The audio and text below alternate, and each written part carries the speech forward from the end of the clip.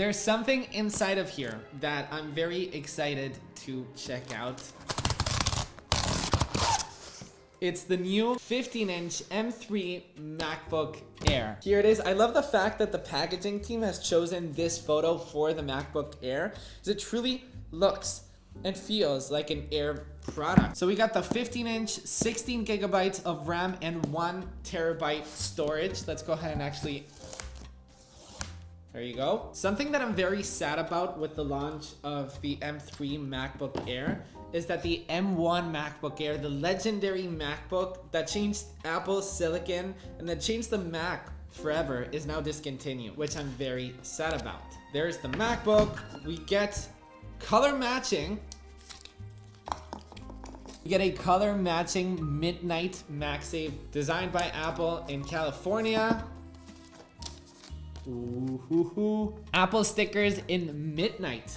That's beautiful. And we get the power brick. Something interesting about this power brick is that it actually has 2 USB-C ports. This is actually the power brick that I bring on all of my trips because I connect my iPhone, my Apple Watch, or whatever. It's just super handy to have 2 ports on a power brick. Now let's go ahead and check out the MacBook Air itself. Now before you ask, Nick, yes, this is a small upgrade. Now look, it's a small upgrade compared to an M2 MacBook Air, but it's officially real. If you're coming from an M1 MacBook Air, it's such a good upgrade. This thing is so beautiful. I absolutely love the MacBook at midnight. It's such a stunning laptop. Fun fact, something that Apple hasn't talked a lot about this new MacBook is that it actually features a new anodization process, the same one that we saw in the MacBook Pros. Now with the midnight color, it doesn't get as many fingerprints as the M2 MacBook Air. Something that I hated about that color, as beautiful as it looked, was the fingerprints. Now it's anti-fingerprint, which I love. I mean, if you love this color, you can finally get it. I feel like the M2 MacBook Air was just fingerprint heaven. So I'm happy that it's finally gone. Bye-bye, fingerprints. You ready?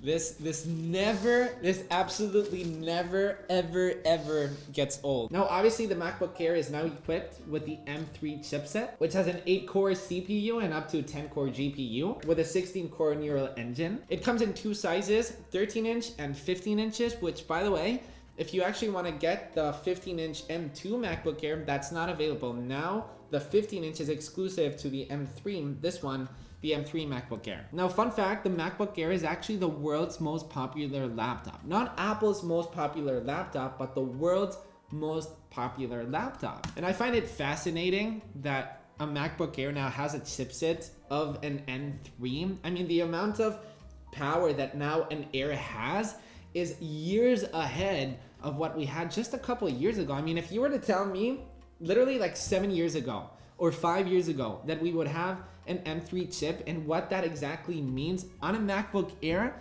on a fanless design, I wouldn't have believed you at all. There's now more ways to get things done with the MacBook Air because it now has support for 2 external displays. But here's the thing, the actual lid of the MacBook has to be closed. It doesn't work while it's actually on. I get asked so many times, what MacBook should I buy? And I always end up saying the MacBook Air for like 90% of the population. Because apart from being a thin, a lightweight, and a very portable MacBook, it's perfectly equipped with such a good Magic Keyboard. It has Touch ID, a massive and very comfortable trackpad, a beautiful liquid Retina display that comes even in an option at 15 inches, an actual very decent 1080p camera that doesn't actually suck. But what's always most surprising for a MacBook Air user is the actual battery life. It's got 15 hours of battery life for web browsing. I actually have a friend that's a writer for this press site, and he was shocked at the M2 MacBook Air at the battery life that it has because he went on this trip for the entire weekend. And I met him on Sunday and it was like, what, 6 p.m.? And he was like at a 74% of battery life,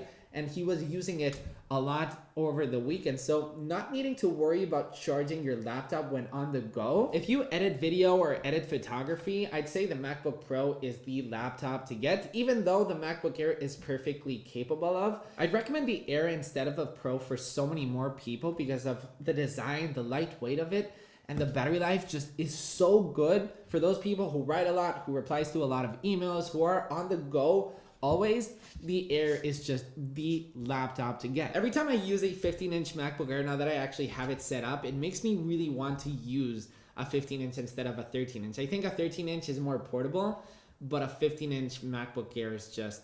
The display is so massive that for multitasking, it makes it just so good. So that's the unboxing of the M3 MacBook Air. You can subscribe if you're new. You can listen to my podcast all surrounding the Apple ecosystem, or if you want to watch a day in the life with the MacBook Air, you can tap this right here. Thank you so much for watching, and I'll see you in the next one. Bye-bye.